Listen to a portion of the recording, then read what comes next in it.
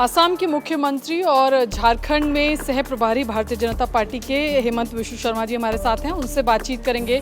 पहले फेज की वोटिंग हो गई है 43 सीटों पर। क्या फीडबैक बीजेपी को एनडीए कहां पर यहां पर प्लेस है? देखिए, जो हमारे फीडबैक है अच्छा किया है हमने, और लगता है कि बहुत आराम से एनडीए बीजेपी का सरकार झारखंड में बन जाएगा। तो क्या पहले फेज में आप लोगों ने इतनी लीड ले ली है कि सेकंड फेज, क्योंकि सेकंड फेज संथाल परगना, यहाँ आदिवासी आबादी ज़्यादा है? देखिए, सेकंड फेज जहाँ संथाल परगना है वहाँ में हमारे इस बार अच्छा हम लोग कर रहा हूँ, और मेरा लगता है कि संथाल परगना में बहुत बढ़िया रिजल्ट आएगा।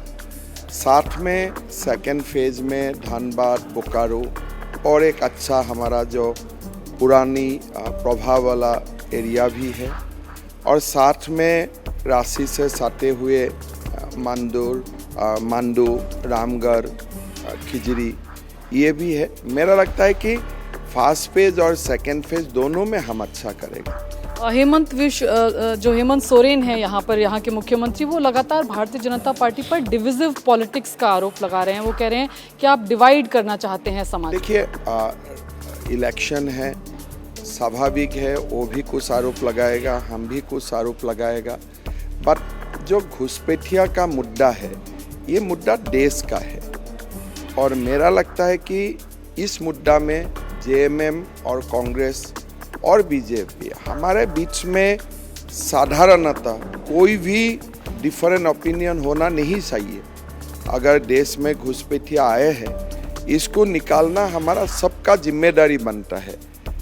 इसमें आरोप का कहीं स्कोप है, उसको मेरा नज़र में नहीं आते हैं। और जब आप घुसपैठिया का खिलाफ बोलते हैं और डिविसिव पॉलिटिक्स नहीं होते हैं, ये तो एक देश का मुद्दा हो जाता है। सुप्रीम कोर्ट में कोई सारे रूलिंग ने बताया है कि घुसपैठिया और फॉरेनर्स हमारे जो देश में आते हैं ये एक एग्रेशन का स्वरूप ले लिया है। ये सुप्रीम कोर्ट का भाषा में बोल रहा हूँ, तो इसलिए मेरा नहीं लगता है कि इसमें कोई डिबेट, आरोप प्रत्यारोप होने का जरूरत है। एक तो यहाँ की मौजूदा सरकार दो बातें इसके जवाब में कहती है। एक कि अंतर्राष्ट्रीय बॉर्डर्स केंद्र सरकार की जिम्मेदारी है।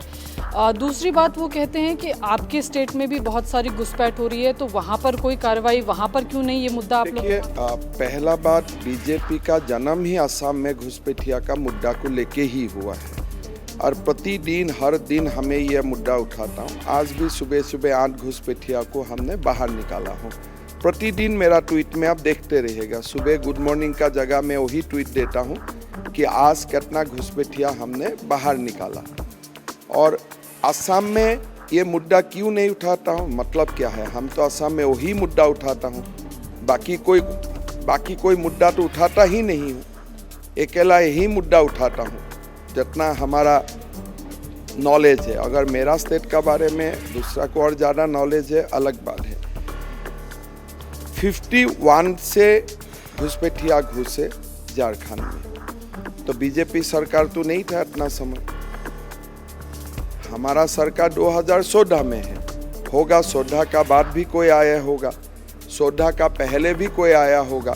लेकिन अभी जो हम डेटा झारखंड हाई कोर्ट में प्लेस कर रहा हूँ वो 2011 का डेटा, और 2011 तक देश में तो कांग्रेस का ही सरकार था। अगर इंटरनेशनल बॉर्डर से आए हैं उसके लिए भी कांग्रेस जिम्मेदार है। अगर वो लोग आ चुका है उसको निकालना भी हमारा सामूहिक दायित्व है। अभी आप इंटरनेशनल बॉर्डर केंद्र का है, मतलब जो नया आने वाला है, बस जो पुराना बच गया उनका बारे में आपका विचार क्या है?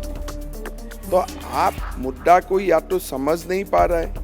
अभी जो झारखंड हाई कोर्ट में हमने डाटा दिया हूँ, ये 2011 का सेंसस दिया हूँ। 21 तक आपके आने के बाद कम हुई है इन्फिल्ट्रेशन? वो तो 21 का डेटा बोलेगा, लेकिन हमारे मानना यही है कि जब तक state government red carpet welcome करता है तब तक तो रास्ता निकाल ही जाते हैं। देयर इज ए कॉन्सेप्ट है कि first line defence, second line defence. First line defence BSF होता है, उसका बाद स्टेट का जिम्मेदारी होते हैं। हम बॉर्डर का सेकेंड लाइन डिफेंस भी होता हूँ, और जो घुस जाते हैं उनको निकालना भी स्टेट का ही जिम्मेदारी होता है। ये रेस्पॉन्सिबिलिटी केंद्र और स्टेट गवर्नमेंट का बीच में बटा हुआ है। केंद्र बोला है हम रेडी है, स्टेट बोला है हम रेडी नहीं है। डिस्प्यूट तो वही है,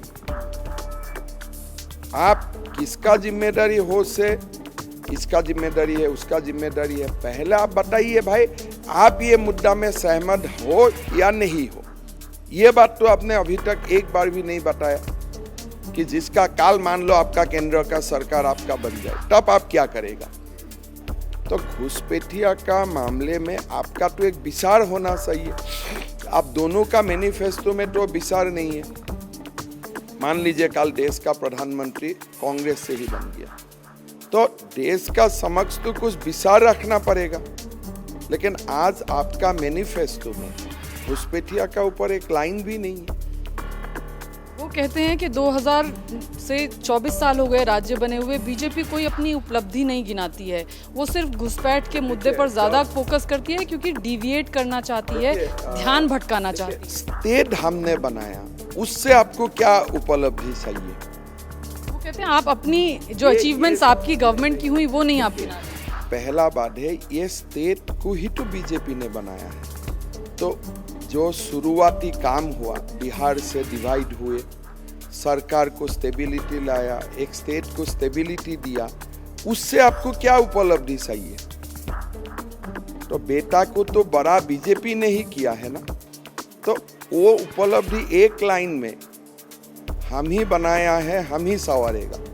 और उससे ज्यादा उपलब्धि आपको क्या चाहिए। एक लाइन में झारखंड विधानसभा बने, झारखंड में हाई कोर्ट्स बने, बिहार से आप बिना डिस्प्यूट स्टेट को अलग करे, आप अपना इंफ्रास्ट्रक्चर बनाया, तो उससे बड़ा बीजेपी से आप क्या आशा करते हैं। आपका उपलब्धि क्या है।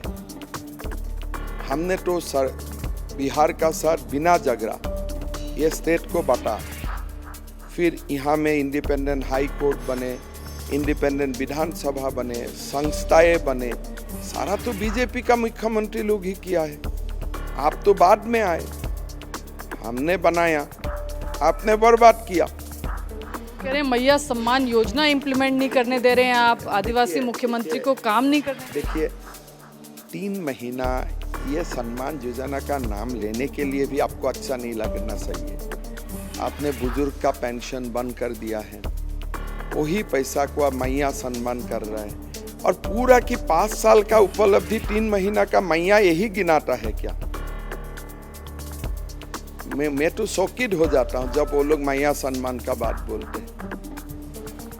3 महीना आपने 1000 रुपया डाले हैं, और कैसे डाला है। 6 महीना आपने लोगों को पेंशन नहीं दिया, वही अमाउंट को आपने मैया में डाल दिया है।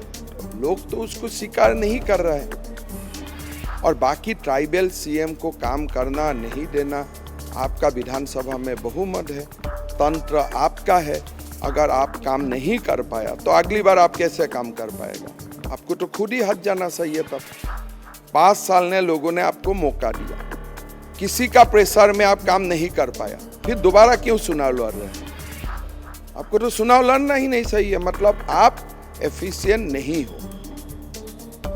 आप दुरुपयोग करते हैं ईडी सीबीआई का, और फिर आपने उनको जबरदस्ती फंसाने की कोशिश। मान लिया अगर आप सीएम होने से सब समस्या आते ही रहेगा तो आप सीएम क्यों बने दोबारा। अगर सीबीआई किसी का घर में आते हैं, 35 करोड़ रुपया मिलते हैं, 300 करोड़ रुपया मिलते हैं, करोड़ रुपया आईएएस ऑफिसर का घर में मिलते हैं, सीबीआई तो आते ही रहेगा आपका प्रदेश में, आगे भी आएगा। तब आप कैसे मुख्यमंत्री रहेगा। अगर आप देश का जनता को यही बोले, तो आप सीबीआई कह रहे हैं आती रहे। जब तक झारखंड में करप्शन, वो तो संस्था ही बने, इसीलिए दिल्ली पुलिस एक्ट में संस्था ही तो बने। जो देश तक करप्शन नहीं मिटेगा, सीबीआई तो आते ही रहेगा, मना कैसे करेगा। उनका तो जन्म ही, वो तो तनख्वाह ही इसी काम के लिए देते हैं। तो पार्लियामेंट में तो लोग सीबीआई को पूछेगा आप क्या पेपर लीक का पैसा, आप पेपर लीक से जो पैसा आता है वो बीजेपी को जाता है और बीजेपी उससे फंडिंग करती है चुनाव। तो बढ़िया से अरेस्ट कर लो बीजेपी डोसार को। आपको मना कौन किए?